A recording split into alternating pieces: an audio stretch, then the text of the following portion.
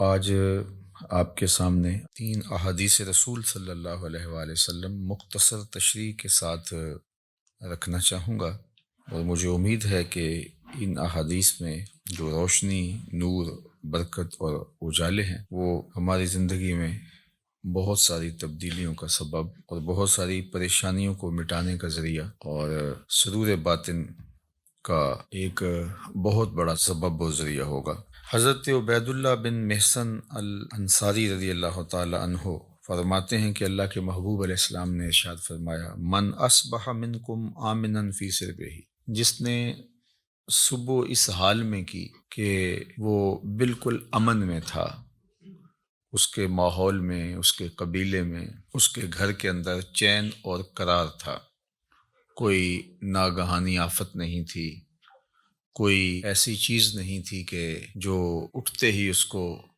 بے چینی، پریشانی اور دکھ اور تکلیف دیتی، بد امنی نہیں تھی۔ وہ آرام کے ساتھ اٹھا، سکون اور طمانینت کے ساتھ اس نے صبح کا آغاز کیا۔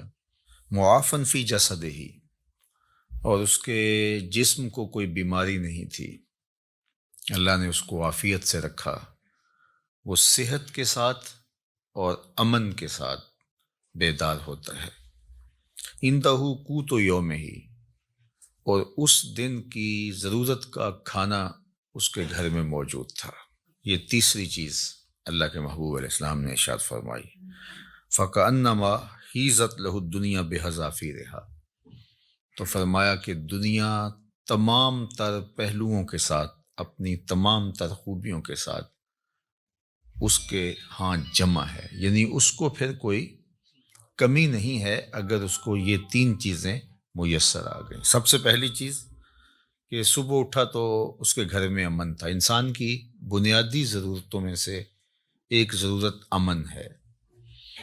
بد امنی، بے چینی اور معاشرے کے اندر پھیلا ہوا انتشار، یہ بہت اذیت ناک ہوتا ہے، اور اگر انسان کو اپنی جان کا بھی خطرہ ہو تو اب مجھے آپ بتائیے کہ باقی چیزیں تمام کی تمام میسر بھی ہوں تو ان سے تلذذ تو حاصل ہی نہیں کیا جا سکتا۔ تو انسان کی بنیادی ضرورت امن ہے، اور پھر اگر صحت نہیں ہے تو ڈھیر ہوں دولت کے تو وہ کس کام کے۔ اور تیسری بات کہ انسان کے پاس صحت بھی ہے اور امن و امان میں بھی ہے، لیکن کھانے کو ایک دن کی روزی بھی نہیں ہے، تو ظاہر ہے پیٹ تو تقاضا کرتا ہے۔ بھوک جب ستاتی ہے تو انسان اس کے لیے بے چین ہو جاتا ہے۔ اب کوئی شخص صبح جب بیدار ہوا تو تینوں چیزیں اسے میسر تھیں۔ ایک تو امن و امان کی صورتحال تھی، دوسری چیز ارشاد فرمائی کہ وہ اپنے جسم میں کوئی بیماری نہیں پاتا تھا، خیریت کے ساتھ اٹھا، عافیت کے ساتھ بیدار ہوا، اور تیسری بات ارشاد فرمائی کہ اس کے پاس ایک دن کا کھانا موجود تھا۔ تو فرمایا کہ اس کو دنیا کی کوئی کمی نہیں ہے، وہ شکوہ نہ کرے کہ میرے پاس کچھ ہے نہیں۔ یہ تینوں چیزیں مل گئیں تو اللہ نے اس کی جھولیاں بھر دی ہیں۔ آج کا انتظام اس نے تمہارے لیے کر دیا ہے نا، تو کل کا بھی ہو جائے گا۔ آج اگر صحت ہے تو اللہ کل بھی عطا کر دے گا۔ آج اللہ جل شانہ نے امن اس کے لیے میسر فرمایا ہے تو کل کا دن بھی اس سے توقع رکھنی چاہیے کہ ایسے ہی گزرے۔ تو یہ 3 چیزیں اگر میسر ہیں اور پھر بھی انسان شکوے کی زبان کھولے تو وہ اس کو ناشکرہ کہا جائے گا، اور اگر کوئی ان چیزوں کے میسر آنے پر اللہ کا شکر گزار ہو اور اس کا سر اللہ کے حضور شکرانے میں جھک جائے تو اللہ اس کو اور زیادہ رحمتوں سے نوازنے والا ہے۔ تو یہ ایک تو اس حدیث میں ہمیں توکل سکھایا گیا، اللہ تعالیٰ جل شانہ پر راضی رہنے کا سبق دیا گیا، خام خواہ ہمیں واویلا کرنے سے منع کیا گیا۔ آپ اپنی سہولت، اپنی طاقت کے مطابق رزق کمانے کے اندر مشغول رہ سکتے ہیں، لیکن اپنے آپ کو اتنا تھکا لینا اس کے لیے کہ زندگی ہی تلخ ہو جائے، یہ کوئی دانش مندی نہیں ہے۔ آج کی تاریخ میں جو ہمارے ساتھ جڑی ہوئی ضرورتیں ہیں، ان میں سے بہت ساری ضرورتیں ایسی ہیں کہ جو خود ساختہ ہیں۔ وہ ہماری ذاتی طور پہ خود ساختہ جڑی ہوئی چیزیں ہیں، یا معاشرت نے خود ساختہ چیزوں کا اتنا بوجھ ہمارے اوپر لاد دیا ہے کہ وہ ہمیں کرنا پڑ رہا ہے۔ اگر معاشرہ اللہ کے رسول صلی اللہ علیہ وآلہ وسلم کے بتائے ہوئے طریق کے مطابق سادگی اختیار کرتا ہے اور میانہ روی کے ساتھ وہ زندگی بسر کرتا ہے، تو ان حالات کے اندر بھی زندگی تلخ نہیں ہے۔ لیکن چونکہ ہم دیکھتے ہیں دوسروں کو اور ان کی دولت، ان کا مال، ان کو میسر نعمتوں کے ساتھ اپنا موازنہ کرتے ہیں، اور پھر اپنے آپ کو خام خواہ تھکانے لگ جاتے ہیں اور ایک اذیت میں مبتلا ہو جاتے ہیں۔ تو فرمایا کہ جس کو اس حال میں صبح ملی کہ وہ امن و امان میں تھا، اس کے جسم کو کوئی بیماری نہیں تھی، اور اس کے پاس اس دن کا کھانا موجود تھا، تو اللہ تعالیٰ نے گویا اس کو دنیا کی ساری نعمتیں عطا کر دی ہیں۔ یہ نصیب ہو گیا تو وہ اللہ کا شکر بجا لائے۔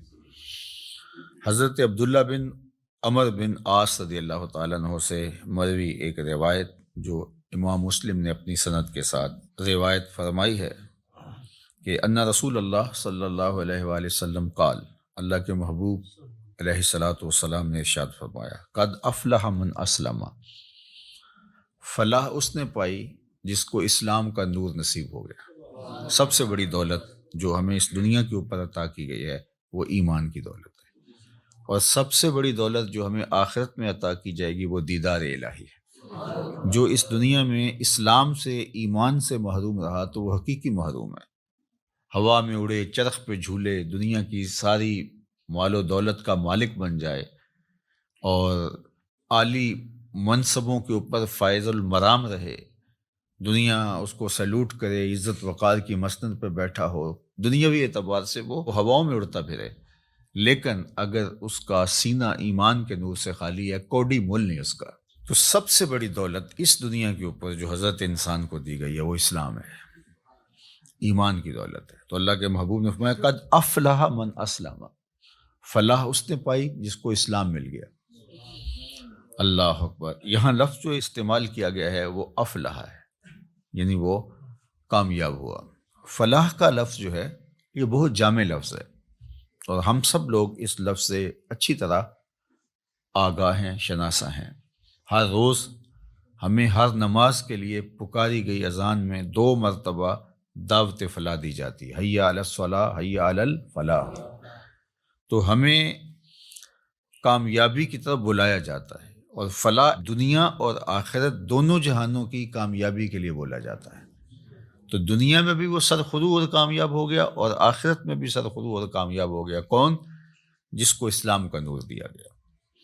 اور اس کے مقابلے میں کافر نقصان میں ہے، اس نے فلاح نہیں پائی، چاہے اس نے دولت کے جتنے مرضی ڈھیر جمع کر لیے، تو وہ خسران میں ہے، فلاح میں نہیں ہے۔ وَقَانَ رِزْقُهُ كَفَافًا، ایک تو اس کو اسلام ملا، اور دوسرا اس کے پاس گزارے کا رزق میسر تھا، اس کی ضرورت اس سے پوری ہو رہی تھی، وہ فاقوں سے مر نہیں رہا تھا، اس کی ضرورتیں پوری ہو رہی تھی، اس کا بدن برہنہ نہیں تھا، بدن ڈھانپنے کے لیے کپڑے میسر تھے، پرانے سے ہی، بہت مہنگے نہیں، واجبی سے ہی صحیح، اس کو جو ضروریات زندگی ہے وہ میسر ہیں، اور گزارے کا رزق اللہ تعالیٰ نے اس کو عطا کر دیا ہے۔ یہ 2 چیزیں ہوں، اسلام کی دولت اور گزارے کا رزق۔ اب تیسری بات کیا فرمائی؟ وَقَنَّعَهُ اللَّهُ بِمَا آتَاهُ، اللہ جل شانہ نے اس کو یہ جو عطا کیا ہے اس پر وہ مطمئن ہے، اور اس پر وہ قناعت کرتا ہے، اس پر وہ راضی ہے کہ مالک تو نے مجھے جس حال میں رکھا ہے میں واہ واہ خوش ہوں اس پر۔ اللہ اکبر۔ تو ایسا شخص کامیاب ہو گیا، یعنی ایمان کا نور نصیب ہے، اسلام کی دولت میسر ہے، اور ضرورت کی روزی اس کو نصیب ہو جاتی ہے، اور اس پر وہ راضی بھی ہے، اس پر وہ قانع بھی ہے، خوش ہے کہ مالک میں تیری تقسیم پہ راضی ہوں۔ اللہ سے زیادہ کی اگر وہ طلب کرے اور کوشش اور سعی کرے تو شریعت اس سے بھی نہیں روکتی، لیکن جتنا اس نے عطا کر رکھا اس پہ بھی تو راضی رہے، اس پہ بھی تو خوش رہے۔ اگر نہیں خوش رہے گا تو کیا کرے گا؟ اللہ نے تو جو مقسوم اس کے لیے کیا ہے، جو لکھا ہے وہی ملے گا اس کو، تو اب وہ الٹی چھلانگے بھی لگائے تو کچھ نہیں کر سکتا۔ تو وہ کوشش کرے، اللہ سے دعا مانگے، اس کی ضرورتیں بڑھ رہی ہیں تو وہ کہے مالک میری ضرورتیں بڑھ رہی ہیں تو مجھے اس کے لیے اپنی جناب سے رزق بھی وسیع عطا کر دے، تو اس میں کوئی حرج نہیں ہے۔ اس کے لیے اپنے کام کو، کاروبار کو پھیلانے کی سعی کرے، کوشش کرے، لیکن اپنے اوپر مسلط نہ کر لے۔ یہ اس کے ذہن، دل، دماغ میں ہونا چاہیے کہ مالک جہاں تو مجھے رکھے گا میں رہوں گا وہاں راضی، لیکن تو کرم کر کے مجھے اور زیادہ عطا کر دے۔ تو پھر وہ جس حالت میں ہے اس حالت میں بھی خوشی کے ساتھ زندگی بسر کر رہا ہوگا، اور اللہ اس کی حالت اگر بہتر فرما دے تو اس میں بھی اس کو خوشی اور شکر کی کیفیت نصیب ہوگی۔ اور اگر وہ قناعت کا نور نہیں پائے گا تو وہ جس حالت میں ہے اس حالت کے اندر بھی وہ دکھی، پریشان، ہر وقت ٹینشن میں ہوگا۔ اور اگر اس کو زیادہ بھی عطا کر دیا گیا تو یہ جو بیماری اس کو لگ گئی، ناشکری کی، ہر وقت عدم اطمینان کی، وہ آگے چلا گیا، میں بہت پیچھے رہ گیا ہوں، تو آگے تو بہت سارے لوگ ہیں، تو وہ کبھی بھی اس مرض سے چھٹکارا نہیں پا سکے گا۔ وہ کروڑ پتی بھی ہو جائے گا، ارب پتی بھی ہو جائے گا، لیکن اس کے نفس کی کمینگی ختم نہیں ہوگی۔ تو نفس کی کمینگی یہ انسان کو توڑ کے رکھ دیتی ہے۔ حضرت فضالہ بن عبید الانصاری رضی اللہ تعالیٰ عنہ فرماتے ہیں کہ انہ سمع رسول اللہ صلی اللہ علیہ وآلہ وسلم یقول، میں نے حضور علیہ الصلوۃ والسلام کو فرماتے ہوئے سنا تھا، طوبی لمن ہدی الی الاسلام، جس کو ہدایت اسلام نصیب ہوئی اس کو مبارک ہو۔ ایک تو طوبہ سے حضور نے مبارک دی، اور شارحین نے لکھا ہے کہ طوبہ جنت کا درخت بھی ہے، تو حضور نے فرمایا اس کو جنت کا وہ درخت نصیب ہوگا۔ اور جنت کا درخت کوئی ان درختوں کی طرح تھوڑا ہے کہ ایک جگہ پہ ہو اور تھوڑا سا سایہ ہو۔ جنت کے درختوں کے اتنے لمبے اور گھنے سائے ہیں کہ سواری کے اوپر بیٹھ کے کوئی چلے 500 سال تک چلتا رہے تو سایہ ختم نہ ہو۔ تو جس کو جنت میں ایک درخت بھی مل گیا تو اس کو جاگیریں مل گئیں، اللہ اکبر۔ اور جس کو پھر باغات ملیں گے تو وہ اس کی پھر کیا نعمتیں ہیں۔ تو حضور نے فرمایا طوبہ، یعنی ایک تو اس کو جنت کا درخت طوبہ نصیب ہو، یا پھر اس کو مبارک ہو، لمن ہدی الی الاسلام، جس کو ہدایت اسلام دی گئی، وکانا عیشہ کفافن، اور اس کی زندگی کفایت کی تھی، جو ضرورت تھی اس کی وہ ہی پوری ہو رہی تھی، بس گزارا ہو رہا تھا، محتاج نہیں ہوا تھا، کسی کے آگے ہاتھ پھیلانے کی نوبت نہیں آئی تھی، لیکن بہت زیادہ بھی نہیں تھا، بس گزر اوقات ہو رہی تھی۔ وَقَنَّعَ، اور اس پہ وہ مطمئن بھی تھا۔ یہ مطمئن ہونا اوقع ہے، چونکہ جس حالت میں وہ رکھے اس حالت میں تو رہنا پڑے گا ہی، وہ کیا کرے گا، لیکن اس حالت میں رہ کے اس پر مطمئن ہونا، اصل یہ وہ چیز ہے کہ بندہ کہے کہ مالک میں تیرے اوپر راضی ہوں۔ اور اگر کوئی بندہ اللہ کی اس تقسیم پہ، اس کے دیے گئے پہ راضی ہو جاتا ہے تو اللہ کے محبوب کا ایک اور فرمان ہے جو سیدنا علی المرتضیٰ رضی اللہ تعالیٰ عنہ سے مروی ہے کہ جو اللہ کے دیے گئے تھوڑے رزق پہ راضی ہو گیا، اللہ کے محبوب فرماتے ہیں اللہ اس کے تھوڑے عملوں پہ راضی ہو جائے گا، کہ بندے تجھے ضرورت بھی تھی اور پھر بھی تو میرے دیے پہ راضی ہو گیا، تھوڑے پہ راضی ہو گیا۔ دیکھو اللہ کے ہاں کیا کمی ہے، تھوڑا دے دے یا زیادہ دے دے، لیکن اگر وہ تھوڑا دیتا ہے تو وہی جانتا ہے کیوں دیتا ہے، اور اگر وہ زیادہ دیتا ہے تو وہی جانتا ہے کیوں دیتا ہے۔ بعض اوقات ایسے لوگوں کو اتنا فراواں مال دیا ہوتا ہے کہ بندہ کہتا ہے کہ یار اس کو اتنا مال، اس کو پتہ بھی نہیں ہوتا، نہ اس کے پاس کوئی فہم ہوتا ہے، نہ اس نے کوئی منصوبہ بندی ہوتی ہے، تو وہ جس طرح چھت پھاڑ کے دینے والا معاملہ ہوتا ہے۔ اور بڑے بڑے ملازمین اس کے آگے پیچھے ہو رہے ہوتے ہیں، وہ کسی کام کا آدمی نہیں ہوتا۔ میاں صاحب نے کہا تھا بے وقوفاں دے نوکر ویکھے، دانش مند سے آنے، تو بڑی دولت دے دیتا ہے اور بعض بہت پڑھے لکھے سمجھدار معاملہ فہم لیکن بیچارے بمشکل اپنا گھر چلا رہے ہوتے ہیں۔ اب یہ اس کی تقسیم ہے۔ ہاں اگر قناعت مل گئی، شکر گزاری کا جذبہ مل گیا، وہ جس کو زیادہ دیا اس کو بھی اور جس کو کم ملا اس کو بھی، تو پھر اللہ کی طرف سے کامیابی ہے، وہ پھر فالح ہے۔ چونکہ اگر وہ یہ جذبہ دے دے تو پھر گزارے کے رزق پر بھی قناعت، اللہ پہ راضی رہنے کا جذبہ اور توفیق بہت بڑی سعادت ہے۔ اور اگر یہ نور نصیب نہ ہو قناعت کا اور اللہ پہ راضی رہنے کا، تو پھر کروڑوں اربوں کے باوجود بھی انسان ناشکرہ ہی رہتا ہے۔ وہ کہتا ہے نہیں بس چل ہی نہیں رہا جی، آج کل ہیں ہی بہت مشکلات۔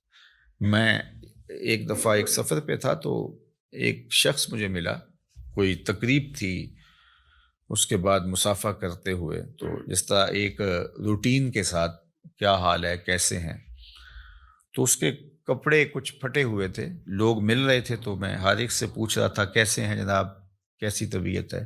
تو میں نے جب اس سے پوچھا تو اس نے کہا اللہ کا بڑا کرم ہے۔ جب ہاتھ اٹھایا تو یہاں سے اس کی قمیض پھٹی تھی، لٹک رہی تھی۔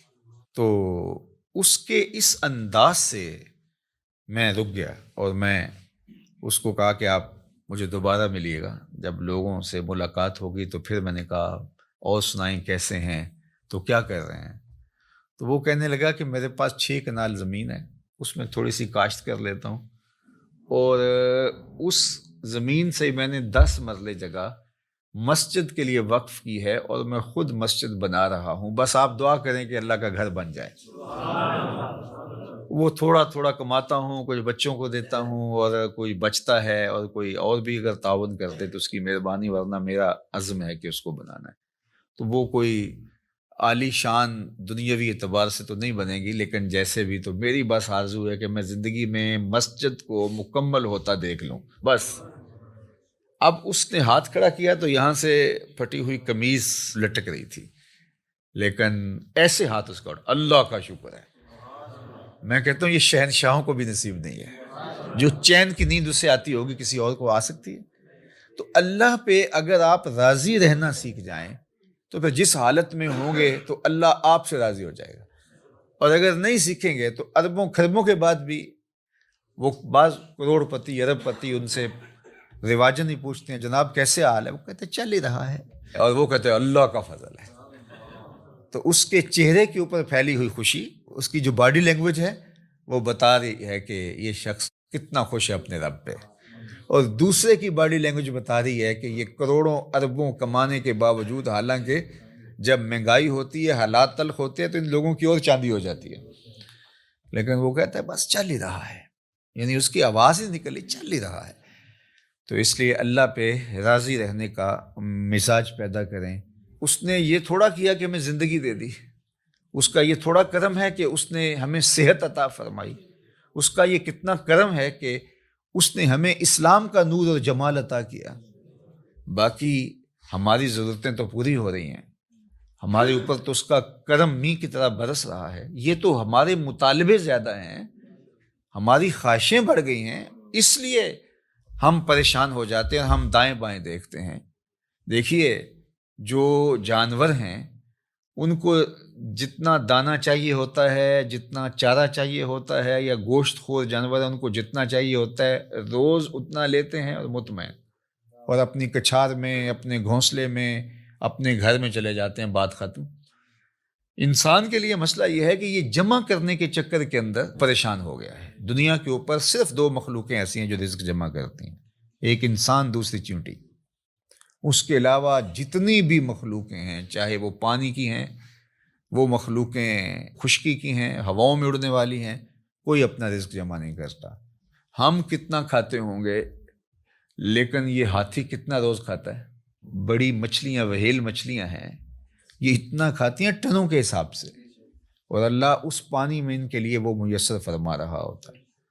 یہ ہنس پرندہ جو ہے یہ خالص سچے موتی کھاتا ہے، اور دنیا کے اندر لاکھوں کروڑوں ہنس پائے جاتے ہیں، اور اللہ روزانہ پیٹ بھرنے کے لیے ہر ایک کو سچے موتی فراہم فرماتا ہے۔ تو ہم تو خام خواہ پریشان ہو گئے۔ ہاں ہمیں سعی کرنے کا کہا گیا ہے، محنت کرنے. وہ پرندہ بھی اڑ کے جاتا ہے, شیر بھی اپنی کچھار سے نکل کے شکار کرتا ہے, سائی وہ بھی کرتا ہے. تو اللہ جل شانہ ہمیں قناعت کا نور عطا فرمائے, اور اس نے ہمیں جس حالت میں رکھا ہے اس میں کامل مکمل اطمینان عطا کرے, ہماری ضرورتوں کو اپنے فضل سے پورا فرمائے. اور اس معاشرے کے اندر جس طرح معاشرتی نظم بن گیا ہے تو ہماری کچھ مجبوریاں ہیں. کسی نے بیٹیوں کی شادیاں کرنی ہیں تو ظاہر ہے کہ وہ چاہے بھی کہ میں بالکل سادگی سے کروں, لیکن ادھر سے مطالبے اور بہت کچھ ہیں, ہم اچھی طرح اس کو سمجھتے ہیں, تو اللہ اپنے کرم سے ہمارے لیے آسانیاں پیدا کرتے ہیں. لیکن جو بات کہنے کی ہے وہ یہ ہے کہ اگر یہ ساری ضرورتیں ہمارے ساتھ جڑی ہوئی ہیں اس معاشرت میں رہنے کی وجہ سے, تو وہ پورا کرنے کی کوشش ضرور کریں, لیکن اس دل کو قناعت سے خالی نہ ہونے دیں. اللہ سے جو اطمینان ہے اس کو کبھی ضائع نہ ہونے دیں. باقی یہ اگر ضرورتیں بڑھ گئی ہیں تو یہ معاشرے نے بڑھائی ہیں, ہماری ضرورتیں وہ پوری کر رہا ہے. اور ہم جو کہتے ہیں ہم پیچھے رہ گئے, تو ہم کچھ لوگوں کو آگے دیکھ کے کہہ رہے ہیں کہ ہم پیچھے رہ گئے, ورنہ ہماری ضرورتیں وہ پوری کر رہا ہے. اور اس پر اللہ کے محبوب علیہ الصلوۃ والسلام نے ایک بڑی خوبصورت ایک بات ارشاد فرمائی, انظروا الی من هو اسفل منکم, فرمایا اپنے نیچے دیکھو.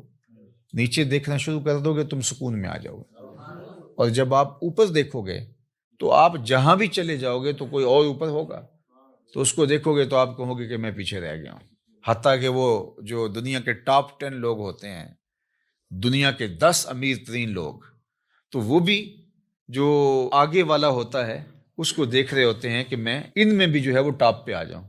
اور جو آخری والا ہوتا ہے جو سب سے دنیا کا امیر ترین کہلاتا ہے, تو وہ بھی کوشش میں لگا ہوتا ہے کہ اگلے سال جب یہ فہرست بنے تو میں کہیں پچھلے نمبر پہ نہ آ جاؤں. تو یہ دوڑ اس لیے لگی ہوئی ہے, اور پیسے اتنے ہیں کہ شمار بھی نہیں ہے, دولت اتنی ہے کہ پتہ بھی نہیں ہے کہاں کہاں پڑی ہوئی ہے.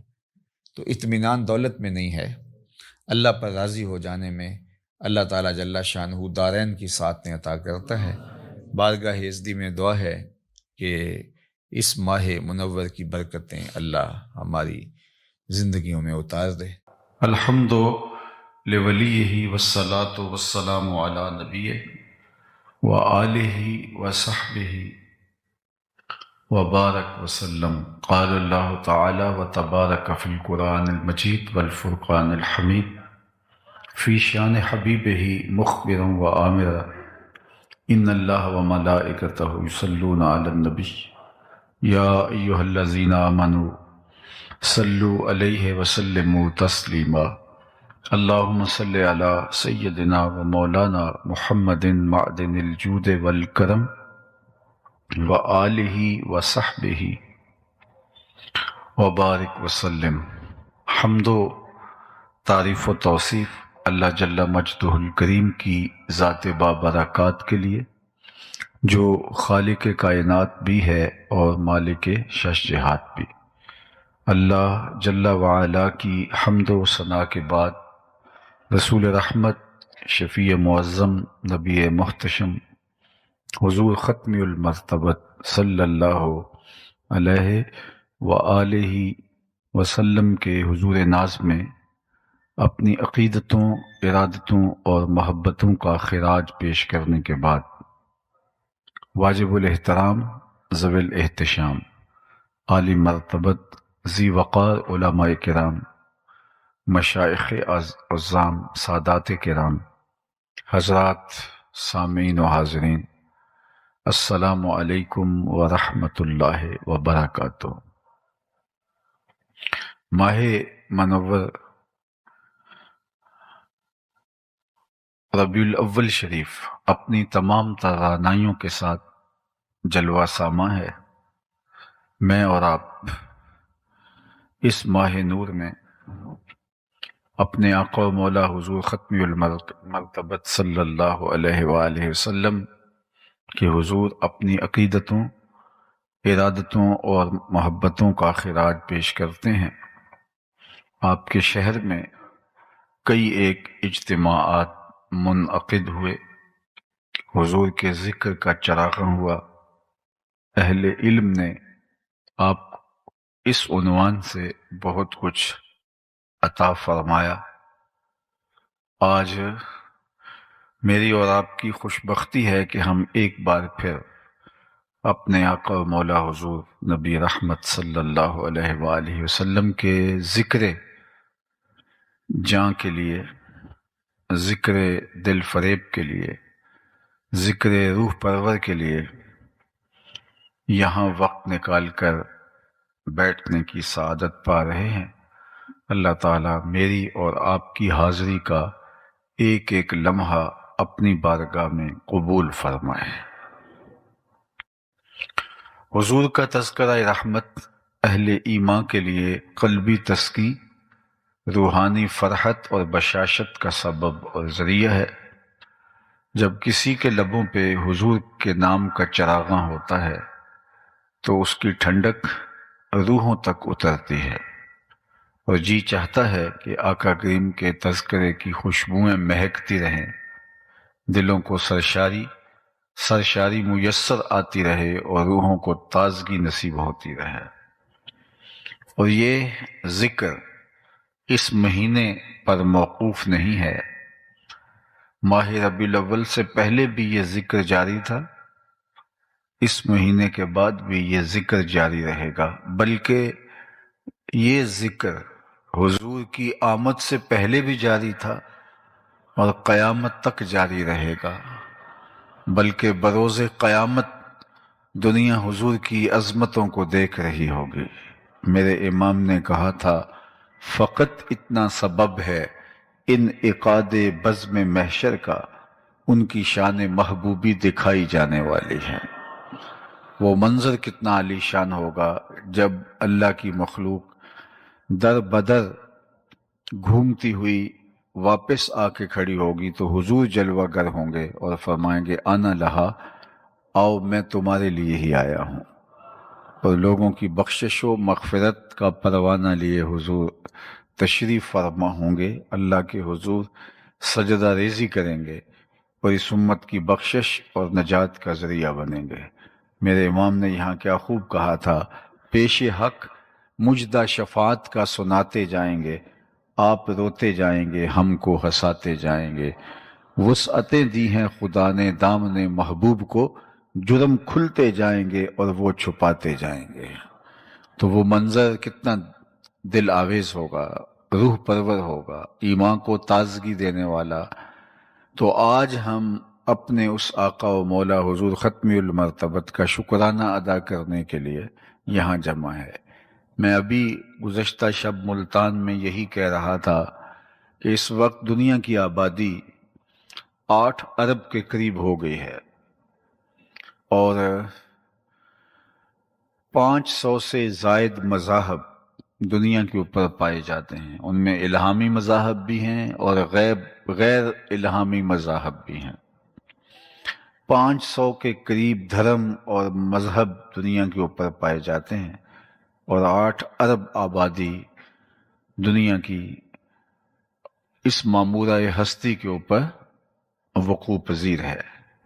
میں اور آپ اگر مسلمانوں کے گھر پیدا ہوئے ہیں تو یہ کوئی حادثہ نہیں ہے، یہ کوئی اتفاق نہیں ہے، یہ کوئی ہماری کسی محنت اور نیکی کا ثمرہ نہیں ہے، ہم نے کوئی ٹوکن نہیں دیا تھا کہ اس کے نتیجے میں ہمیں اس امت میں پیدا کیا گیا، یہ محض اللہ کا کرم ہے کہ ہم حضور کے غلام بن کے آئے ہیں۔ جب ہم ماں کی بولی بھی نہیں سمجھتے تھے، جب لہجے سے بھی آشنا نہیں تھے، جب حروف کے معانی سے شناسائی بھی نہیں تھی، تو ہمارے کان میں عربی میں اذان دی گئی، گویا ہمارے والد مؤذن کو مسجد سے بلا کے لائے اور ہمارے کان میں اذان دلوائی، تو یہ اس بات کا اعلان تھا کہ مبارک ہو، تو حضور کا غلام بن کے آ رہا ہے۔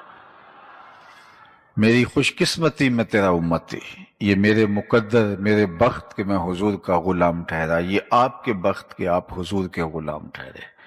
بری نازم کہ ہستم امتے تو، بری نازم کہ ہستم امتے تو، گناہ گارم و لیکن خوش نصیبم، میں گناہ گار ضرور ہوں لیکن خوش نصیب ہوں کہ مجھے حضور کی امت میں شامل ہونے کا شرف، اعزاز اور عزت نصیب کی گئی، اور اس پر اللہ کا کروڑہ شکر ہے، اللہ کا لاکھ لاکھ شکر ہے، اور ساری زندگی بس شکرانے پہ گزار دی جائے، حق کے شکر ادا نہ ہو۔ عالی مرتبت سامعین، آج کی یہ عظیم الشان کانفرنس جو سیرت النبی صلی اللہ علیہ وآلہ وسلم کے پاکیزہ عنوان کے ساتھ منعقد ہے، سب سے پہلے ہمیں یہ سمجھنا ہوگا کہ سیرت کیا ہے۔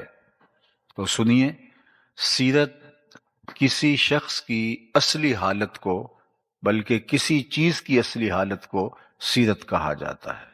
کتاب رحمت قرآن مجید اٹھائیے۔ جب حضرت موسیٰ علیہ السلام اللہ کے دین کی دعوت لے کے برسر میدان آئے تو آپ کا معاوضہ ممکن نہیں تھا، فرعون نے جادوگر بلائے جو اپنے ساتھ منوں ٹنوں کے حساب سے رسیاں لے آئے، اور انہوں نے آ کے کھلے میدان کے اندر رسیاں پھینک دیں اور لوگوں کی آنکھوں پہ جادو کر دیا۔ تو لوگوں کو یہ لگ رہا تھا کہ یہ سانپ لہرا رہے ہیں، تو لہراتے ہوئے سانپوں کو دیکھ کر لوگوں کے اندر مرعوبیت پیدا ہوئی۔ تو اللہ نے اپنے پیغمبر حضرت موسیٰ علیہ السلام سے کہا کہ آپ کے ہاتھ میں جو عصا ہے آپ اب اس کو ڈال دیجئے۔ تو جب آپ نے وہ عصا پھینکا تو وہ بہت بڑا اژدہا بن گیا، اور جتنی بھی رسیاں پھینکی گئی تھی ان سب رسیوں کو نگل لیا۔ پھر اس کے بعد جب سمٹتا ہے تو عصا کا عصا، ڈنڈے کا ڈنڈا۔ اب جب وہ سمٹ کے دوبارہ ڈنڈا بننے جا رہا تھا تو وہاں قرآن نے جو لفظ استعمال کیے کہ اللہ نے جب وہ رسیاں نگل لی گئیں اور وہ اژدہا سب کو جو ہے وہ کھا گیا، تو فرمایا کہ اب اس کو پکڑ لیجئے، سَنُعِيدُهَا سِيرَتَهَا الْأُولَى، ہم اس ڈنڈے کو، اس جو اژدہا بنا ہوا ہے، اس کو پلٹا کے دوبارہ اس کی اصلی حالت کی طرف لوٹا رہے ہیں۔ تو وہاں جو قرآن نے لفظ استعمال کیا ہے وہ سیرت کا لفظ استعمال، سَنُعِيدُهَا سِيرَتَهَا الْأُولَى۔ تو کسی بھی اصلی حالت کو سیرت کہا جاتا ہے۔ تو پھر یہ سمجھ آئی کہ اگر کوئی شخص گاہک سے ہنس ہنس کے بول رہا ہو تو ہم یہ نہیں کہہ سکتے کہ یہ خوش اخلاق ہے، یہ اس کی مجبوری بھی ہو سکتی ہے، کاروباری مجبوری۔ الیکشن کے دنوں میں کوئی امیدوار آپ کو جفیاں ڈال رہا ہو تو یہ اندازہ کرنا مشکل ہے کہ یہ بہت خلیق ہے، بڑا خوش خلق ہے، یہ بڑا انسان دوست ہے۔ اس کی اصلی حالت نہیں ہے، اس وقت غرض کی بنیاد پر اس کی ایک عارضی حالت ہے۔ یہ الیکشن کے بعد دیکھا جائے گا کہ اس کی حالت کیا ہے، اصلی حالت بعد میں کھل کے سامنے آئے گی۔ عمومی طور پہ کسی شخص کی اصلی حالت اس کی بیوی کے سامنے، اس کی ماں کے سامنے، اس کے اہل خانہ کے سامنے ہوتی ہے۔ اس لیے اللہ کے محبوب علیہ السلام نے فرمایا خیرکم خیرکم لأہلہ وانا خیرکم لأہلی، تم میں سب سے بہتر وہ ہے جو اپنے اہل خانہ کے ساتھ بہتر ہے، اور میں تم میں سب سے زیادہ اپنے اہل خانہ سے بہتر ہوں۔ ازواج مطہرات کے ساتھ حضور کا جو رویہ تھا، حضور علیہ السلام کا جو سلوک تھا، وہ کتنا دل آویز ہے۔ اللہ اکبر، ذرا غور کیجئے، جب حضور کا وصال ہوتا ہے تو حضور کے نکاح میں اس وقت 9 ازواج تھیں، 9 ازواج میں سے کسی ایک کو بھی شکایت نہیں تھی کہ مجھے وقت پورا نہیں ملا، مجھے انصاف نہیں ملا، مجھے میری ضرورتیں میسر نہیں آئیں، اور مجھے شفقتیں میسر نہیں آئیں۔ اور یہ آسان کام نہیں ہے، اور یہ اللہ کے پیارے محبوب صلی اللہ علیہ وآلہ وسلم کی سیرت ہے۔ اور یہ نہیں کہ کوئی فارغ شخص ہو تو وہ ہر ایک کو پورا وقت دے دے، تو یہ بھی چلو بات ماننے میں آ جاتی ہے۔ حضور کی مصروفیت کا عالم ان ایام میں کیا ہے، ذرا ملاحظہ کیجئے۔ یہ جو مدینہ المنورہ کے 10 سال ہیں، میں آپ سے ایک بات کرتا ہوں، ہمارے دیہاتوں میں ایک بات ہوتی ہے، شہر کے لوگ بھی اس مزاج سے آگاہ ہیں، کہ اگر زندگی میں 302 کا ایک کیس آ جائے تو آدھی زندگی کھا جاتا ہے، اگرچہ وہ جھوٹا ہی کیوں نہ ہو۔ 302 کا ایک کیس اگر کسی کے اوپر ڈال دیا جائے تو آدھی زندگی وہ کیس لے جاتا ہے، لیکن ان 10 سالوں کے اندر میرے اور آپ کے آقا و مولا نے 27 جنگیں لڑی ہیں۔ ذرا غور کیجئے، 27 جنگیں لڑی ہیں ان 10 سالوں کے اندر. یہ ہے مصروفیت کا عالم. قیامت تک آنے والے انسانیت کو منشور حیات دیا ہے. یہ ہے حضور کی مصروفیت کا عالم. اللہ کے محبوب کی زندگی کے روز و شب لوگوں کے اندر گزرتے ہیں. کبھی بازار میں جا نکلتے ہیں اور ان کو اسلوب تجارت سکھاتے ہیں. آنے والے وفود سے ملاقات ہوتی ہے. کبھی لوگوں کی بیمار پرسی کرتے دکھائی دیتے ہیں. کبھی حضور کسی کے جنازے کے لیے تشریف فرما ہو رہے ہیں. حضور 5 نمازیں خود پڑھاتے تھے مسجد نبوی کے اندر. صفہ کے چبوترے پہ بیٹھ کے پڑھنے والوں کو سبق حضور خود دیا کرتے تھے. اللہ کے محبوب نے اسفار بھی کیے ہیں, خطوط بھی لکھے ہیں, خطوط لکھوائے ہیں, وفود بھیجے ہیں. اللہ کے محبوب نے مختلف لوگوں کی حوصلہ افزائی کی ہے, اچھائی کی ترغیب دی ہے, برائی سے عملاً منع کیا ہے. یہ حضور کی زندگی کے روز و شب ہیں. اور سارا دن یوں گزرتا ہے, اور جب رات گہری ہوتی ہے تو حضور مصلی پہ کھڑے ہو جاتے ہیں. حتیٰ تتورم قدماہ, یہاں تک کہ مبارک قدم جو ہیں ان میں ورم آ جاتا ہے, اور میرا رب رب ہو کے کہتا ہے, اے چادر اوڑھنے والے, ساری رات جاگا نہ کر, کبھی سو بھی لیا کر. یہ ہے حضور کی زندگی کے روز و شب. کسی نے ٹائم مینجمنٹ سیکھنی ہو تو وہ اللہ کے رسول سے سیکھے. آج کی تاریخ میں سب سے زیادہ جن چیزوں کو اہمیت دی جا رہی ہے اور جس پہ زیادہ تحقیق اور ریسرچ چل رہی ہے, ان میں سے ایک چیز ٹائم مینجمنٹ ہے. لوگوں کے پاس وقت سکڑ گیا ہے, کام زیادہ ہو گئے, تو لوگ یہ پوچھتے ہیں کہ تھوڑے وقت کے اندر زیادہ کام کیسے کریں. تو اب حضور کی زندگی کے 10 برس دیکھ لیں. 27 جنگیں بھی ہیں, اور لوگوں کو اسلوب زندگی بھی سکھایا. اللہ کے محبوب نے صفہ کے چبوترے پہ بیٹھ کے پڑھنے والے تمام صحابہ کو قیامت تک آنے والے مسائل کا حل بھی دیا. گھر میں ام المومنین کو جو ہے وہ تمام خواتین کے مسائل بھی سکھائے, اور آقا کریم علیہ السلام نے آنے والے وفود سے ملاقات بھی کی. اور 9 ازواج میں سے کسی ایک خاتون کو بھی شکایت نہیں ہے کہ مجھے وقت پورا نہیں ملا ہے. اللہ اکبر. تو یہ حضور کی زندگی ہے. تو ٹائم مینجمنٹ حضور سے سیکھیں. اور آج لوگ کہتے ہیں کہ وقت بچانے کا بہترین طریقہ یہ ہے کہ آپ اپنے ضروری کام خود کریں, اس سے بہت سارا وقت بچتا ہے. اور یہ آپ حضور کی سیرت سے سیکھ سکتے ہیں. اللہ کے محبوب علیہ السلام ایک سفر میں ہیں, تو ایک جگہ پہ پڑاؤ کیا, تو کوئی چولہا سیدھا کرنے لگا, کوئی گوشت کاٹنے لگا, کوئی اور ضرورت کے لیے کھانے کی تیاری میں لگ گیا. تو آقا کریم بھی ایک سمت چل دیے. تو صحابہ نے کہا, حضور آپ کہاں تشریف لے جا رہے ہیں؟ فرمایا, علیہ جمع الحطب, میں لکڑیاں جمع کر کے لاتا ہوں. تو لوگوں نے کہا, حضور ہم خادم ہیں, ہم کس لیے؟ تو فرمایا کہ میں یہ پسند نہیں کرتا کہ لوگ کام کریں اور میں معتبر بن کے بیٹھا رہوں. اللہ اکبر. ہمارے تو خادم صاحب یہ ٹشو کا ڈبہ بھی پاس لے کے کھڑے ہوتے ہیں کہ ہمارے لیڈر ٹشو بھی خود نکال نہیں پاتے, تو کیا انہوں نے امت سازی کا عمل کرنا ہے؟ جو گلاس میں پانی خود نہ ڈال سکیں, جو ٹشو نہ اٹھا سکیں, تو وہ کس طرح امت سازی کا عمل کریں گے؟ حضور نے فرمایا, علیہ جمع الحطب, میرے اوپر لکڑیاں جمع کرنا ہے. اور حضور لکڑیاں جمع کر کے لائے تاکہ ان کاموں کے اندر میرا بھی برابر کا حصہ ہو. غزوہ خندق کے موقع پر آپ جانتے ہیں کہ کیا حال ہوا. بھوک کی شدت ہے, اور شدت کی وجہ سے انہوں نے اپنے اپنے پیٹ پہ پتھر باندھے ہوئے تھے. اور جب برداشت سے کام باہر ہونے لگا تو کچھ لوگ حضور کے پاس آئے اور شکایت کی کہ حضور اب تو بھوک کی اتنی شدت ہے, دیکھیے پیٹ کے اوپر پتھر باندھ لیے ہیں, اب تو جو ہے وہ کام نہیں ہو پا رہا. تو حضور نے ان کو کوئی تسلی آمیز صرف لفظ دینے کی بجائے اپنے پیٹ سے کپڑا اٹھایا, تو لوگوں نے دیکھا کہ حضور کے پیٹ پہ 2 پتھر بندھے ہوئے تھے. اگر ان کے پیٹ پہ 1 پتھر بندھا ہے تو حضور کے بطن اقدس کے اوپر 2 پتھر بندھے ہوئے تھے. تو پھر انہوں نے جو جذبہ اور جوش کے ساتھ میدان عمل کے اندر جو ہے وہ کود کے نعرہ لگایا, وہ یہ تھا, نحن الذین بایعوا محمدا, ہم وہ ہیں جن کا پیر یہ ہے, ہم وہ ہیں جن کا مرشد گرامی یہ, ہم وہ ہیں جنہوں نے حضور کے ہاتھ پہ بیعت کی ہے. پھر وہ پوری ہمت کے ساتھ, توانائی کے ساتھ میدان عمل میں موجود پائے گئے, اور پھر حالات کے رخ کو پلٹ کے رکھ دیا. تو یہ حضور کی سیرت طیبہ ہے۔ حضور اپنے کام خود کرتے تھے، اپنی ضرورتوں کی تکمیل خود کرتے تھے، گھر جاتے تھے تو گھر والوں کے ساتھ حضور علیہ السلام جو ہے وہ کام کاج میں مدد کرواتے تھے۔ آج تو ہماری تاریخ کے اندر کوئی ہی مرد ہوگا جو اپنے اہل خانہ کے ساتھ جا کے ہاتھ بٹاتا ہوگا۔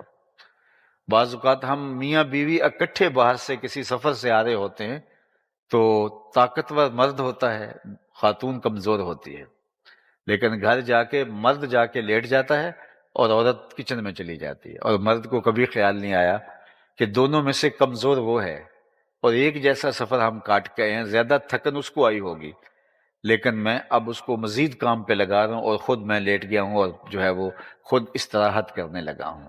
تو آج شاید کوئی مرد ہوں گے کچھ لوگ، لیکن تھوڑے مرد ہیں جو اپنی خواتین کے ساتھ باقاعدہ ہاتھ بٹاتے ہیں، لیکن میرے اور آپ کے آقا و مولا حضور ختمی المرتبت، ہماری جانیں ان پہ قربان، ہمارے ماں باپ ان پہ قربان، ہماری اولادیں ان پہ قربان، آقا کریم کونین کے مالک ہو کے گھریلو خواتین کے ساتھ ان کی مدد کروایا کرتے تھے، گھر کے کام کاج حضور اپنے ہاتھ سے فرما لیا کرتے تھے۔ یہ حضور کا طریق تھا، یہ حضور کا انداز تھا۔ حضرت ام المومنین سیدہ عائشہ رضی اللہ تعالی عنہا فرماتی ہیں، جب ان سے پوچھا گیا کہ آپ ہمیں حضور کی سیرت کے بارے میں کچھ بتائیے، چونکہ میں نے عرض کیا ابتدا میں کہ بیوی سے بہتر مرد کو کوئی نہیں جانتا، خاتون سے زیادہ اس کے شوہر کو کوئی نہیں جانتا۔ تو حضرت عائشہ سے جب پوچھا گیا کہ آپ حضور کی بہت قربت پائی ہے، آپ بتائیے حضور کی سیرت کیا تھی، تو انہوں نے برجستہ جواب دیا، کانا خلقہ القرآن، اے مخاطب تو نے قرآن نہیں پڑھا؟ حضور کی سیرت دیکھنی ہے تو دیکھ، جو قرآن کہہ رہا ہے وہی حضور کی سیرت ہے۔ قرآن جہاں روکتا ہے وہاں حضور نہیں پائے جاتے، اور جہاں قرآن دیکھنا چاہتا ہے حضور صف اول میں کھڑے نمایاں نظر آ رہے ہیں۔ حضور کی سیرت قرآن ہے، گویا قرآن اسلام کی تھیوری ہے، اس کا پریکٹیکل دیکھنا ہے تو ذات رسالت مآب صلی اللہ علیہ وآلہ وسلم کو دیکھنا۔ اور خواتین کے ساتھ شفقت کا عالم یہ ہے، حضور نے ازواج مطہرات کو لاڈ سے کچھ ناموں سے پکارنے کا مزاج رکھا ہوا تھا۔ ام المومنین کو حضور حمیرہ کہہ کے پکارتے تھے۔ عورت کی، خاتون کی، بیوی کی تھکن اتر جاتی ہے جب مرد اس کو لاڈ سے کسی مخصوص نام سے پکارتا ہے، تو اللہ کے محبوب علیہ السلام حضرت عائشہ رضی اللہ تعالی عنہا کو حمیرہ کہہ کے پکارتے تھے۔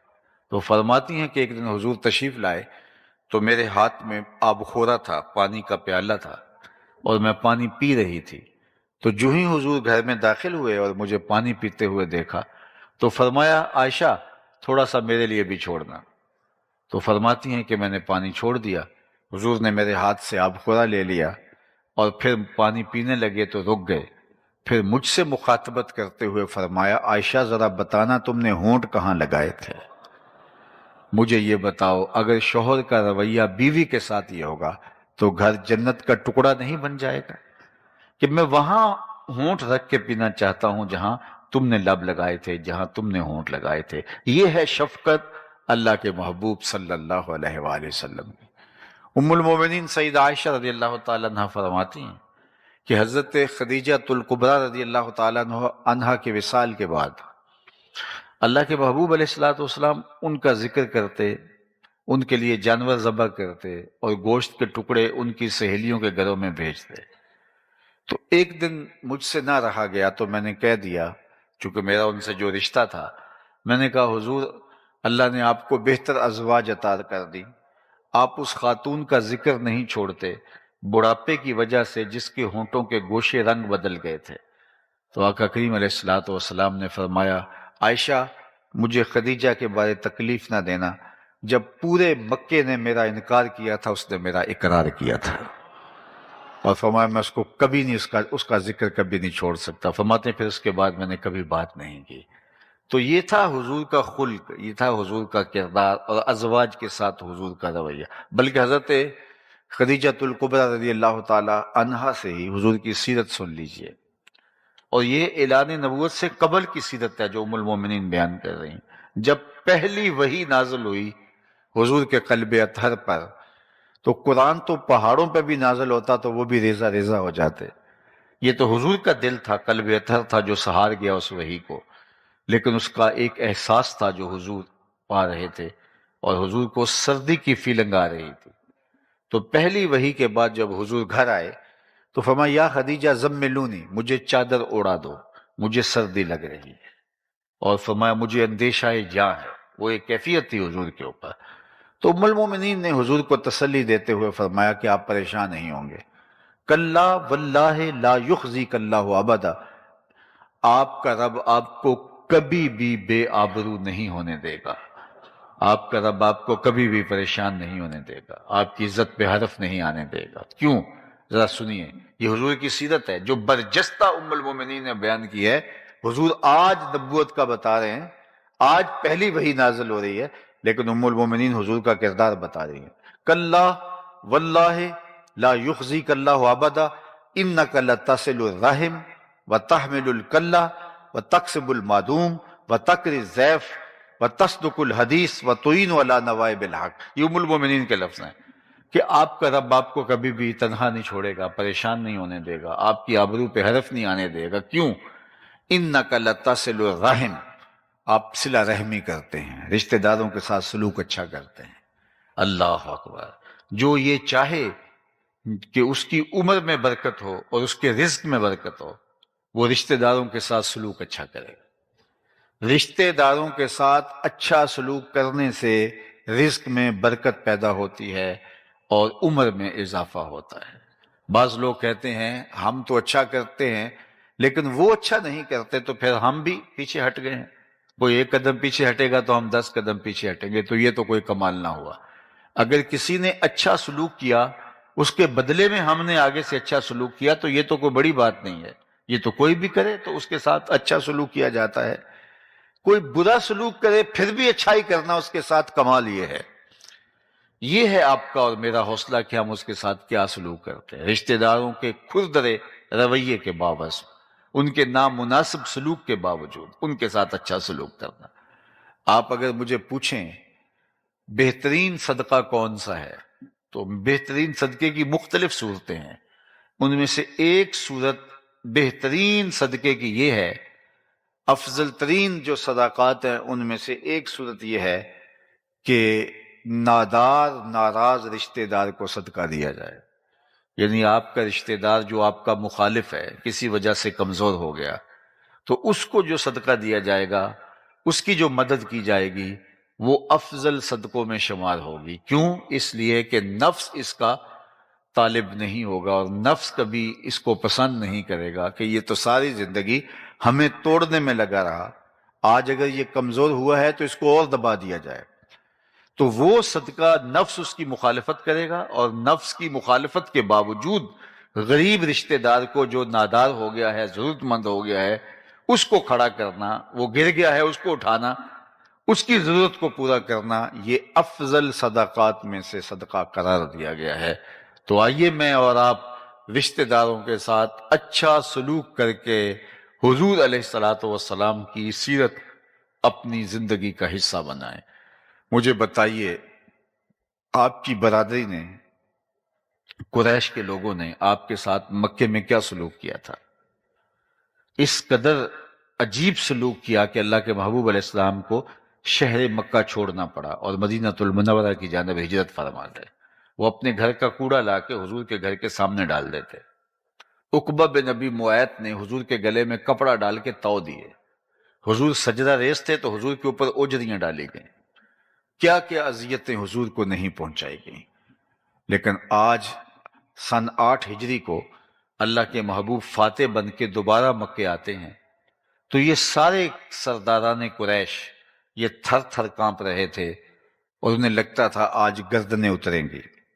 تو آقا کریم نے سب کو بلایا اور بلا کے کہا کہ بتاؤ میں تمہارے ساتھ کیا سلوک کروں۔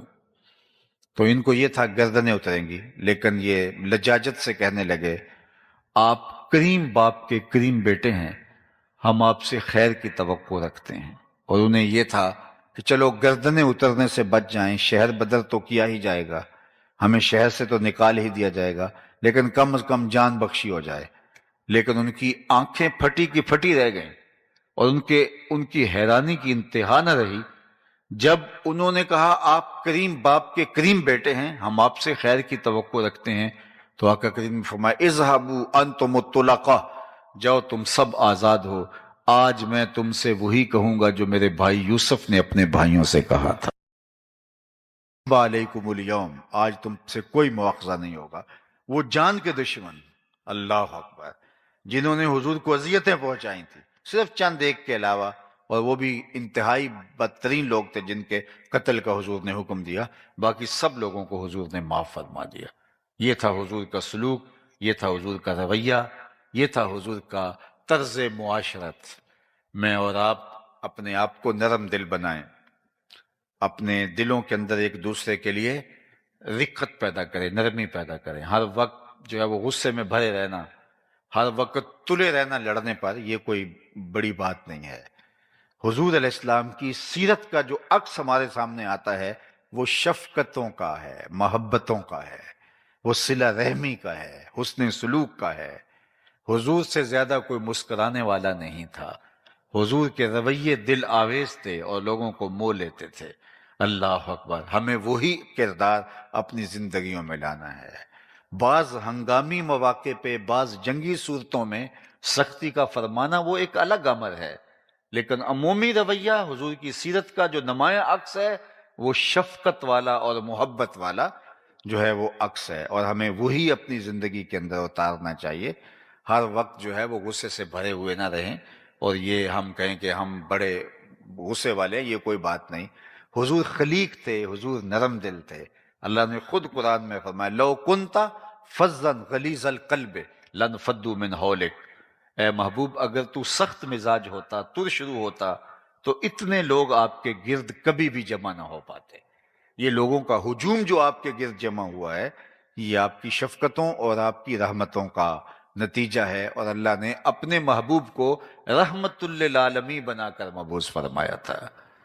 انک لتصل الرحم، آپ صلہ رحمی کرتے ہیں۔ دوسری بات جو ام المومنین نے بیان فرمائی وہ یہ تھی وتحمل الکلہ، جس کا کوئی بوجھ اٹھانے والا نہیں، حضور آپ اس کا بوجھ اٹھاتے ہیں۔ وتکسب المعدوم، اور جس کا کوئی کمائی کرنے والا نہیں، اس کی ضرورت کو آپ پورا کرتے ہیں۔ اپنے لیے کمانا یہ بڑی بات نہیں ہے، اوروں کے لیے کمانا۔ اپنے لیے جینا یہ بڑی بات نہیں ہے، اوروں کے لیے جینا۔ آپ نے کبھی درختوں کو دیکھا ہوگا، اپنی چھاؤں میں خود نہیں بیٹھتے۔ درخت اپنا پھل اوروں کو دان کرتے ہیں، اپنا پھل کبھی خود نہیں کھاتے۔ اور اسی طرح آپ نے جانوروں کو دیکھا ہوگا کہ وہ اپنا دودھ خود نہیں پیتے، اپنا دودھ اوروں کو دان کرتے ہیں، اوروں کی ضرورتوں کو پورا کرتے ہیں۔ جو اوروں کی ضرورتوں کو پورا کرتا ہے وہ نافع وجود اللہ اس کو دیر تک باقی رکھتا ہے، اور جو اوروں کی ضرورتوں کی تکمیل نہیں کرتا، اپنی زندگی جیتا ہے، خود غرضی کی زندگی جیتا ہے، پھر وہ کچھ عرصے کے بعد مٹا دیا جاتا ہے، اس کا تشخص بھی باقی نہیں رہتا۔ خیر الناس من ینفع الناس، لوگوں میں سے بہتر وہ ہے جو لوگوں کے لیے جو ہے وہ بہتر ہے۔ اللہ کے مخلوق کے لیے اس کا وجود نافع ہے، اور مخلوق کے لیے رحمت کا پاکیزہ وجود ہی اللہ کے محبوب علیہ الصلوۃ والسلام کا پیکر تھا، اور ہمیں اسی کی تعلیم دی گئی ہے۔ تو جس کا کوئی کمانے والا نہیں تھا، حضور اس کے لیے کماتے تھے، اس کی ضرورت کو پورا کرتے تھے۔ جس کا کوئی بوجھ اٹھانے والا نہیں تھا، حضور اس کا بوجھ اٹھاتے تھے، اس کی ضرورتوں کو پورا کرتے تھے۔ چوتھا وصف حضور کا بیان فرمایا وَتَقْرِ الضَّيْفَ، آپ اونچے درجے کے مہمان نواز ہیں۔ حضور مہمان نوازی شعار رکھتے تھے، یہ بات ذہن میں رکھیے، مہمان اپنی قسمت کا کھانا آپ کے دسترخوان پہ آ کے کھاتا ہے۔ وہ آپ کی قسمت نہیں اٹھاتا، اپنی قسمت کا کھانا آپ کے دسترخوان پہ آ کے کھاتا ہے، رحمتیں لے کے آتا ہے، برکتیں چھوڑ کے جاتا ہے۔ تو کبھی بھی تنگ دل نہیں ہونا چاہیے مہمان سے، اس نے آپ کا بالکل نہیں کھایا، اس نے اپنے مقدر کا آپ کے دسترخوان پہ کھایا ہے۔ فقیر تو اس کو پسند کرتے ہیں کہ ان کے دسترخوان پہ آئیں اور لوگ کھاتے رہیں۔ بلے شاہ نے کہا تھا اٹ کھڑکے دکڑ وجے تتا ہووے چلہ، آن فقیر کھا کھا جامن راضی ہووے بلا۔ انہیں اچھا لگتا ہے، بلکہ ہمارا دین تو اتنا پاکیزہ دین ہے کہ جب کوئی کسان فصل بوتا ہے تو جب فصل بوتا ہے تو کچھ چڑیاں کو جانور آ کے اس فصل سے دانے اٹھا کے لے جاتے ہیں، یا باغ لگاتا ہے تو پھل سے نوچ کر کچھ چڑیاں اٹھا کے لے جاتی ہیں، طوطے نوچ کے لے جاتے ہیں۔ تو وہ جانور، وہ چڑیاں، وہ طوطے، وہ باقی چیزیں جو آپ کی فصل سے دانے اپنے حصے کے اٹھا کے لے جاتے ہیں، اللہ تعالیٰ کسان کے نامہ اعمال میں وہ صدقے کے طور پہ لکھ دیتا ہے، اس کا بھی اس کو اجر ملتا ہے۔ حالانکہ ان کی قسمت کا دانہ اللہ نے وہاں رکھا ہوا تھا، وہ اپنی قسمت کا اٹھا کے لے گئے ہیں، لیکن کسان کے نامہ اعمال کے اندر بھی جس نے کھیتی لگائی اور اس کو سینچا اور پانی دیا، اللہ اس کے نامہ اعمال کے اندر درج فرما دیتا ہے۔ تو مہمانوں سے دل تنگ نہیں ہونا چاہیے، مہمانوں کے لیے دل کی کشادگی ہونی چاہیے۔ حضرت ابراہیم علیہ السلام کی تو عادت یہ تھی کہ مہمان کے بغیر کھانا ہی نہیں کھاتے تھے، اور یہ بات ذہن میں رکھیے، جو کھانا مہمان کے ساتھ کھایا جائے اس کا حساب نہیں ہوتا۔ اللہ اکبر۔ تو جب بھی انہیں بھوک لگتی تو کھانا تیار کرواتے، اہل خانہ سے کوئی مہمان ڈھونڈنے نکل جاتے۔ ایک دن کوئی 80 سال کا بوڑھا ملا، اس کو کہا کہ آؤ کھانا تیار ہے۔ وہ مسافر تھا، گزر رہا تھا، گھر لے آئے، دسترخوان پہ بٹھایا۔ جب کھانا لگا دیا گیا تو کہا اللہ کے نام سے شروع کرو۔ تو اس نے کہا میں تو اللہ کو نہیں مانتا۔ کہا میاں تیرا میرا کیا رشتہ ہے، اللہ کے نام پہ تو کھلا رہا ہوں تجھے۔ اس نے کہا میں روٹی کے چند ٹکڑوں کے لیے اپنے بتوں کا نام نہیں چھوڑ سکتا، میں تمہارے رب کا نام نہیں لوں گا، اگر کھانا دینا ہے تو ٹھیک ہے، نہیں دینا تو یہ جا رہا ہوں۔ فرمایا اگر تو اتنی غیرت رکھتا ہے بتوں کی تو ٹھیک ہے تیری مرضی، اٹھ کے چلا گیا۔ وہ چلا گیا تو جبریل حاضر خدمت ہو گئے۔ اللہ اکبر، اے ابراہیم تو نے میرا ایک بندہ ناراض کر دیا۔ مالک وہ تیرا بندہ تھا، تیرا نام لینا بھی اس کو گوارا نہیں تھا۔ کہا اس کی عمر کتنی ہوگی؟ مالک کوئی 80 کے پیٹے میں ہوگی۔ کہا اتنا عرصہ ہو گیا نا کہ میں اس کو کھلا رہا ہوں، تم ایک دن نہیں کھلا سکے۔ اب حضرت ابراہیم ڈھونڈنے نکلے ہیں اس شخص کو، وہ پہاڑ چڑھ رہا تھا، دور سے آواز دی، او میاں آ جا، کھانا ٹھنڈا ہو رہا ہے۔ اس نے کہا ضرور آ جاتا ہوں لیکن تیرے رب کا نام نہیں لوں گا۔ کہا نہ لینا، آ جا۔ کہا اس وقت تو بڑے غصے میں تھا، کیا ہوا اتنی جلدی مزاج بدل گیا؟ کہا اسی رب کا پیغام آیا ہے کہ میں بھی تو 80 سال سے کھلا رہا ہوں، ایک دن تو اگر کھلا دے گا تو کیا ہوگا؟ کہا اچھا تیرا رب اتنا کریم ہے تو کھانا بعد میں کھاؤں گا، پہلے اپنے رب کا غلام بنا لے۔ تو مہمان کے ساتھ کھانا کھانا یہ سعادت مندی ہے، اور فقیروں کا تو شیوا ہے۔ حضرت سیدنا الشیخ عبد القادر الجیلانی علیہ رحمہ و رضوان، حضور غوث اعظم علیہ رحمہ فرماتے ہیں آدھا فقر بھوکوں کو کھانا کھلانا اور برہنہ بدن لوگوں کو لباس پہنانا ہے، باقی سارے کا سارا آدھا بنتا ہے۔ باقی آپ کی ریاضتیں، آپ کی عبادتیں، آپ کی چلہ کشیاں، آپ کے اوراد، وظائف، اشغال، باقی جو کچھ بھی ہے وہ آدھا فقر بنتا ہے۔ آدھی فقیری بھوکوں کو کھانا کھلانا اور برہنہ بدن لوگوں کو لباس پہنانا ہے۔ تو فرمایا کہ وَتَقْرِ الضَّيْفَ، حضور آپ لوگوں کو کھانا کھلاتے ہیں، ضرورت مندوں کی ضرورت کو پورا کرتے ہیں، آپ کا رب آپ کو کبھی بھی تنہا نہیں چھوڑے گا، پریشان نہیں ہونے دے گا۔ پھر اس کے بعد جو چوتھی چیز، پانچویں چیز بیان کی ام المومنین نے، وہ یہ تھی وَتَصْدُقُ الْحَدِيث، آپ نے زندگی میں کبھی جھوٹ نہیں بولا۔ یہ میرے حضور کی سیرت ہے اور اس سیرت کو ہمیں سیکھنے کی ضرورت ہے۔ آج حضور کی امت جو قدم قدم پہ جھوٹ بول رہی ہے، اس کو کس طرح زیبا ہے کہ وہ جھوٹ بولے۔ ہمارے آقا و مولا تو وہ تھے کہ جن کو کافر بھی صادق اور امین کہہ کے پکارتے تھے، اور ہم بات بات پہ جھوٹ بولیں اور حضور کی امت ہونے کا دعویٰ کریں تو ہم پھر کھڑے کہاں ہیں؟ آج ہمارا تاجر کہتا ہے جناب اگر جھوٹ نہ بولیں تو سودا نہیں بکتا، تو میں کہتا ہوں جاپان والے کیسے بیچ لیتے ہیں؟ پوری دنیا کے اوپر ان کا سودا آنکھیں بند کر کے لوگ لے رہے ہیں۔ انہوں نے جھوٹ سنا ہی نہیں ہے، وہ جھوٹ سے آشنا ہی نہیں ہے، چونکہ ان کی ماں نے بتایا، ان کے باپ نے بتایا کہ سچ ہی بولنا ہے۔ یار ہمیں تو ہمارے نبی نے بتایا تھا کہ سچ بولنا ہے۔ ہمارے نبی کو کافر بھی صادق اور امین کہہ کے پکارتے تھے۔ حضور علیہ السلام سے پوچھا گیا کہ مسلمان بزدل ہو سکتا ہے؟ فرمایا نہیں، بہادر ہوتا ہے، لیکن ہو سکتا ہے کبھی بزدلی کر بھی جائے، کبھی کوئی ایسا مرحلہ آ جائے، بشری تو ہے۔ پھر پوچھا گیا مومن بخیل ہو سکتا ہے؟ کہا نہیں، سخی ہوتا ہے۔ لیکن ہو سکتا ہے کبھی بخل کر جائے، آخر بشری تو ہے۔ پھر تیسرا سوال ہوا کہ مومن جھوٹا ہو سکتا ہے؟ فرمایا جھوٹا نہیں ہو سکتا، یہ طے ہے کہ مومن ہو اور جھوٹا ہو یہ نہیں ہو سکتا۔ مومن سچا ہوتا ہے